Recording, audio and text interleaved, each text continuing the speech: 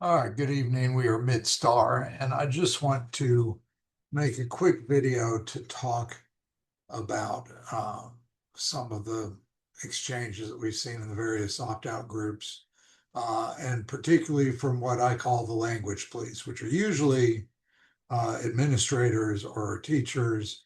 But this year seemed to be quite a few parents throwing themselves in to the group and trying to explain to people that you have to refuse, that you can't opt out. And we've been pretty clear about this for a long time. The statement that you can't opt out, but you can refuse, that is something that comes from the schools.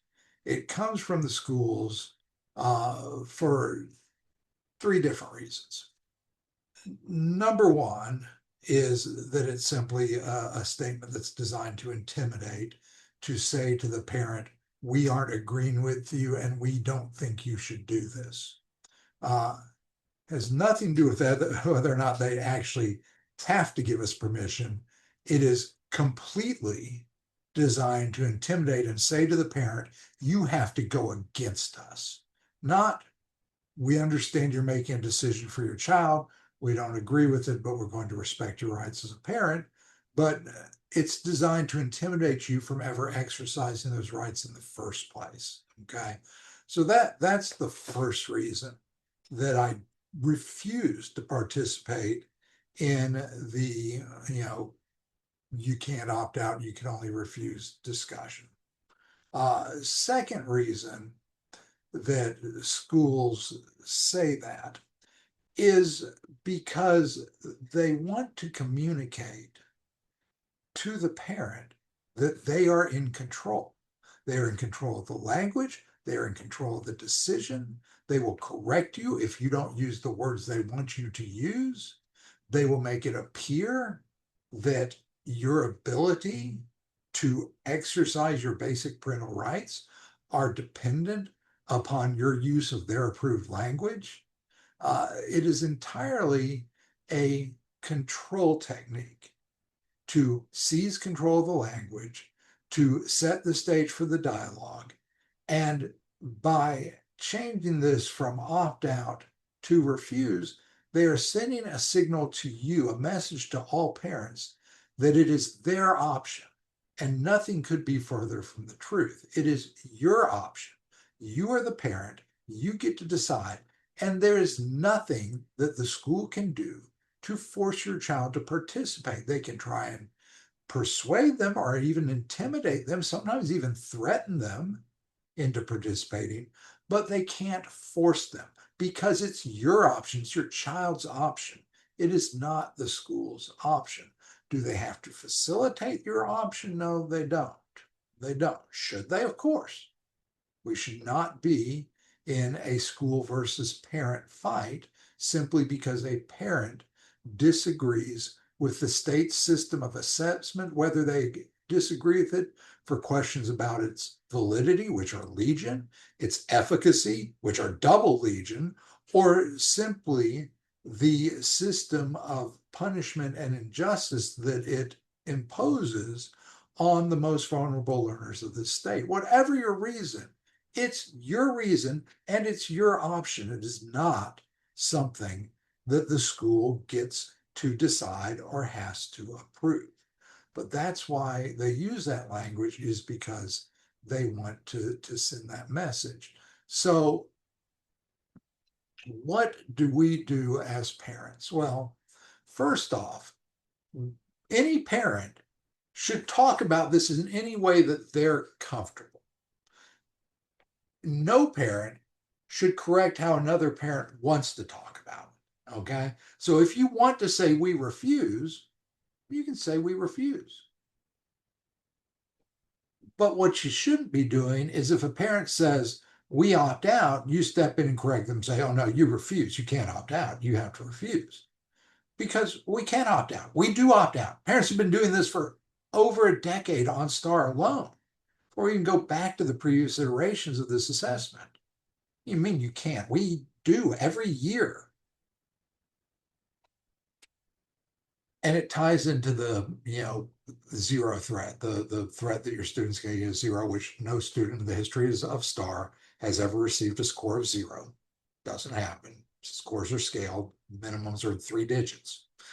Sometimes the minimums are in 4 digits. So no student's ever gotten a zero, but they'll tell you they have.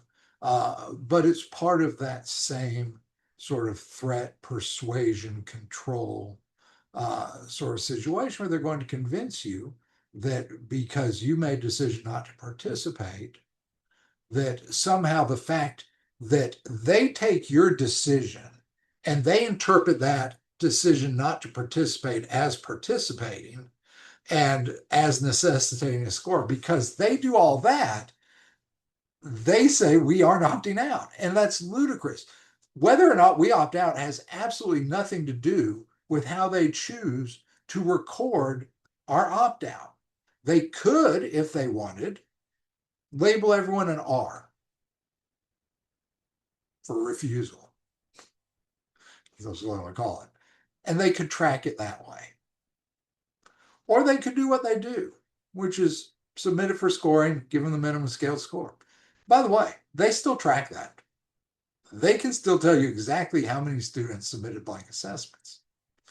They also know how to remove that data from their accountability studies because they already have from the growth measure, not from the overall accountability or student success measure, but they know exactly how to take all of those refused assessments out because they do it when it benefits the school.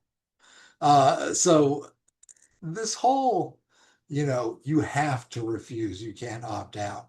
It's a huge fiction that's based on the desire of the school to control the language and the attempt to intimidate parents through consequences that they've just invented of their own accord. The fact that they choose to take the refused assessment and score it doesn't mean it wasn't refused. Doesn't mean the student didn't exercise their option not to participate. That's silly, just silly. But this is the message for the parents here. Use whatever words you want. Don't police language of other parents. That's what the schools do. It's the schools that tell parents you can't opt out, you have to refuse. We don't talk to other parents that way. And if you do, I'm likely to respond to you and tell you don't police people's language. They can opt out, they can refuse, they can do both. And if your school is one of those you can only opt out, you don't refuse, then you can look and go, okay, fine, we refuse. You can do that if that's what you need to do, but don't let them tell you can't opt out because that's what you're doing. When you say we refuse, you're exercising your option not to participate in the assessment. So that's all I have for today.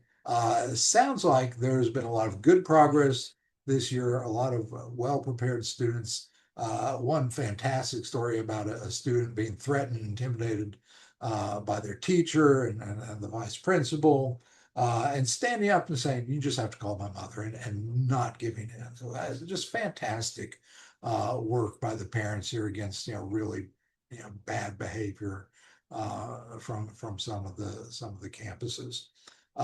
But, let's not fail to give a little bit of recognition. More and more campuses and administrators and teachers are learning that the TEA has told them you don't have to fight parents, you don't have to put the assessment in front of them. You can take the parent's refusal and submit the assessment without sticking the child in a room in front of the computer, making him log in, making him tab and submit. More and more schools are learning this, and more schools are working with parents. And that is fantastic. And a lot of it's because of the patient, difficult work that you guys have done and the insistence on educating the people who already should know these things, but they don't. And it's just a tremendous credit to this group that more and more parents every year, when they make that first decision to opt out, they're facing so much easier of a path than what parents went through 10 years ago. There's been substantial progress in the ability of parents to refuse assessment without unnecessary drama. That's a credit to all of you, and it is to an extent a credit to the TEA for clarifying a number of the misconceptions that local education agencies have propagated. I think they did a little bit in their own defense to say, hey, it's not us, it's them. And it's a credit to those administrators who have open minds and are willing to listen and want to work with their parents. And it's a credit to each of you who have steadfastly stood your ground and refused to allow your students to participate in this kind of a thing. So again, huge appreciation to all of you. You're doing a great job. And let's just keep it up through the end of the star season. Hope y'all do great.